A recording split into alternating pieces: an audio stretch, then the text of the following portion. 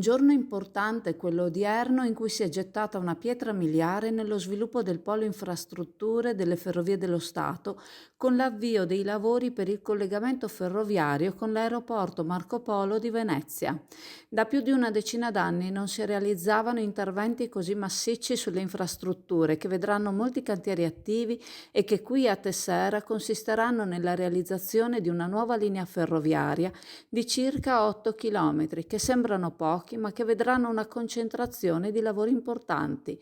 Un tratto pesante che vedrà la realizzazione di una galleria che collegherà Venezia all'aeroporto Marco Polo, un collegamento che affiancherà la bretella autostradale per l'aeroporto, una stazione passante interrata e un ponte metallico a campata unica sul Dese. Una sfida è stata definita per rispettare i tempi ed essere fruibile per le Olimpiadi di Milano Cortina 2026 e per non dare disagi alla viabilità. Non sarà una stazione di testa, ma una stazione passante dove transiteranno treni a lunga percorrenza, 18 al giorno, e treni regionali, 43 al giorno. Un treno ogni 15 minuti, ha affermato il presidente della Regione Veneto Luca Zaia, e la consegna del lavoro deve essere fatta almeno un paio di mesi prima dell'inizio delle Olimpiadi, anche per rispettare i termini del PNRR. Le Olimpiadi porteranno circa 1,5 miliardi di PIL e ci saranno 3,5 miliardi di persone che guarderanno al Veneto. Terminare l'infrastruttura prima delle Olimpiadi deve essere fatto quindi con determinazione. Tale opera, che costerà 644 milioni di euro, di cui 2/3 derivanti dal debito per il PNRR e 50 milioni da SAVE, fa parte di un ampio progetto. Si parla di intermodalità. Se ne è iniziato a parlare nel 2001, si è firmato un protocollo di intesa tra Ferrovie e Governo nel 2013 e finalmente oggi, sul finire del 2023, l'idea comincia a realizzarsi. Un processo importante vista anche l'intercontinentalità dell'aeroporto, sempre tra l'altro in sviluppo, e visto l'investimento economico messo in campo, oltre al numero di persone che lavorano attorno a questo progetto e alla massa di materiali di scarto che risulteranno. Saranno coinvolte oltre 80 realtà del territorio. Un progetto di straordinaria importanza che comunque pone molta attenzione all'ambiente e che vede nell'aeroporto il fulcro tra il terminal acqueo e la ferrovia. Una grande opportunità è stato definito per guardare al futuro e alla ripartenza, con la necessità di alzare l'asticella per raggiungere obiettivi più importanti. Grazie a chi dice no, ha detto Brugnaro, sarebbe troppo facile fare un qualsiasi intervento se tutti lo accettassero. Ci sono state difficoltà, è con fatica che ci si riesce a modernizzare. Si è trovata una grande opposizione, la grande paura è quella della cantierizzazione e degli eventuali problemi per la viabilità che non ci saranno. L'intermodalità faceva sorridere quando si è iniziato a parlarne, ha affermato Zaia, grato per l'intervento del ministro per le infrastrutture Salvini, il quale non ha potuto fare a meno di complimentarsi con chi in tutti questi anni non ha mai mollato.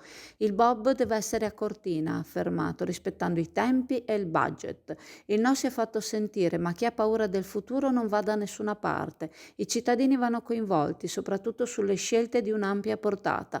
Dal sindrome del non a casa mia deve cessare di esistere, anche per quanto riguarda le centrali nucleari, ha affermato Salvini, fatte dai paesi a noi vicini che forniscono con avere quei vantaggi economici che noi non abbiamo. Si stanno facendo comunque grandi progetti per il futuro. Il Veneto ha accettato le sfide, è un modello, ha affermato il vice premier, sostenendo che per guardare al futuro ci sono due strade. Se si sceglie quella del no, la strada comoda, lasciamo che gli altri ci superino. 5, dai, 5, 4, 3, 2, 1, via.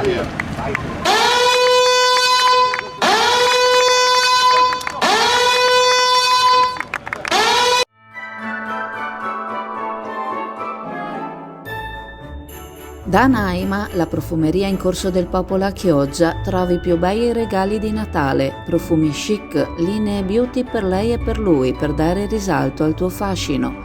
Su tanti cofanetti avrai il 30% di sconto e ogni giorno una sorpresa dedicata alla tua bellezza. A Natale, chi ama sceglie Naima. Naima, la profumeria in Corso del Popolo a Chioggia.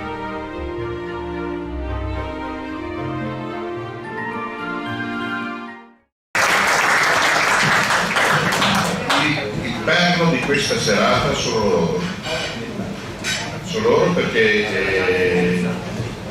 esiste questo trofeo o meglio ancora, esiste questo evento perché fortemente è stato voluto da Stefano e da Marco. E quindi penso che persone più adatte a spiegare il perché siano loro. Ieri sera alla Darsena San Felice a Sottomarina si è tenuto un importante momento conviviale che ha visto riunirsi molti amanti della vela, sotto l'egida di varie leghe, darsene e associazioni con grande entusiasmo, in quanto lo scopo del ritrovo è stato nobile, importante e motivato: raccogliere fondi per l'hospice pediatrico di Padova. Io c'ero e ne sono orgoglioso, è il progetto che intende appoggiare il mondo velico che si spinge ben oltre Chioggia, affiancando due associazioni, la Wildm di Chioggia e Braccio di Ferro di Padova, associazioni che sono state raccontate, alle loro motivazioni è giusto dare ascolto.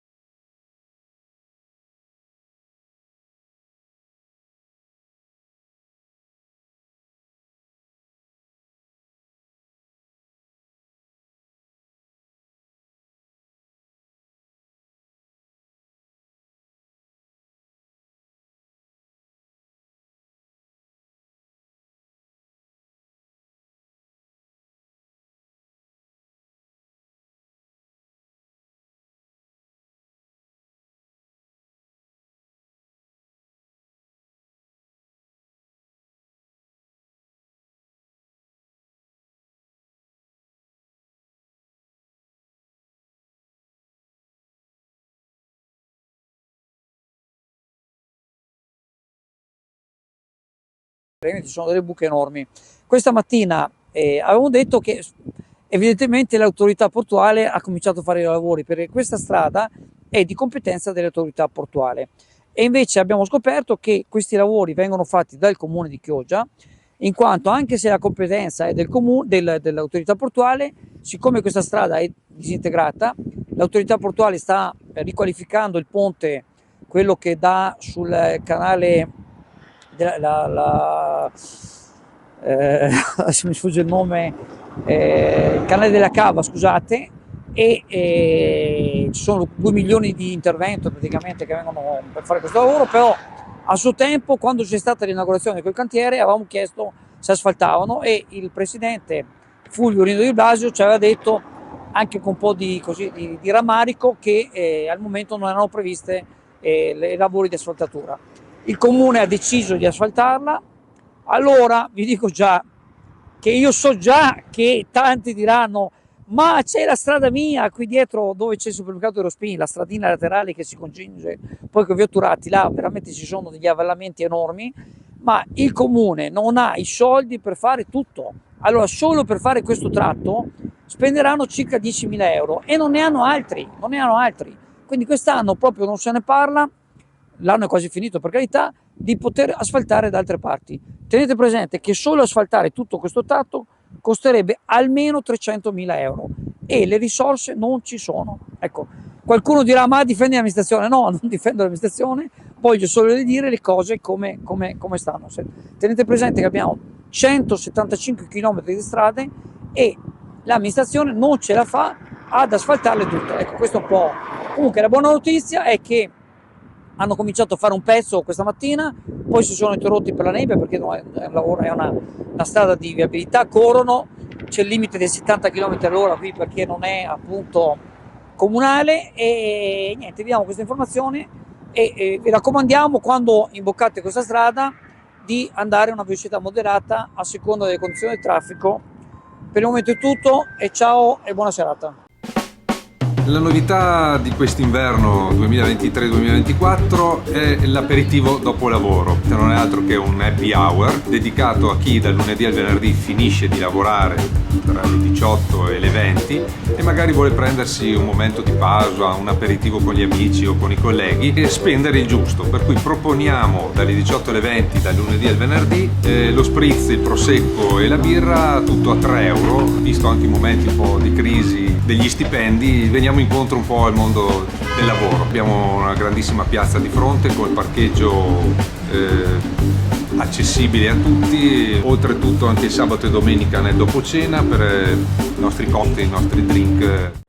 Si svolgeranno dopodomani, mercoledì 13 dicembre alle ore 15 nella chiesa di Borgo San Giovanni i funerali del povero Nicola Turati, che è la persona che era stata trovata quella mattina di sabato 2 dicembre senza vita sull'Usenzo, sulla laguna dell'Usenzo.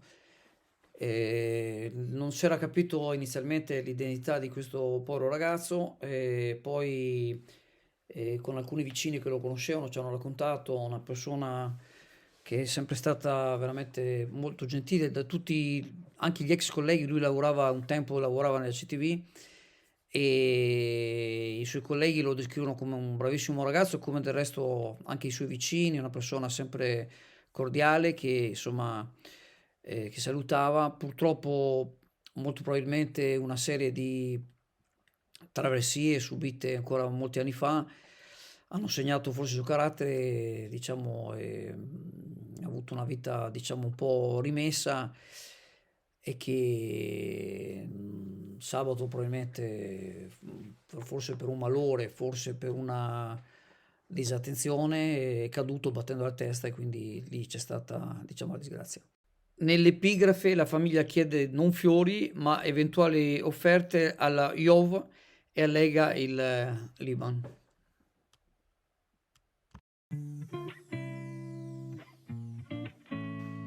Hai già fatto il cambio gomme? Per i tuoi pneumatici invernali o per quelli 4 stagioni, così da non pensarci più, vai da SD Auto a Borgo San Giovanni. Non solo te le cambiano, ma se in garage non hai spazio, tengono le tue in custodia. Da SD Auto, per la cura della tua auto a 360 gradi.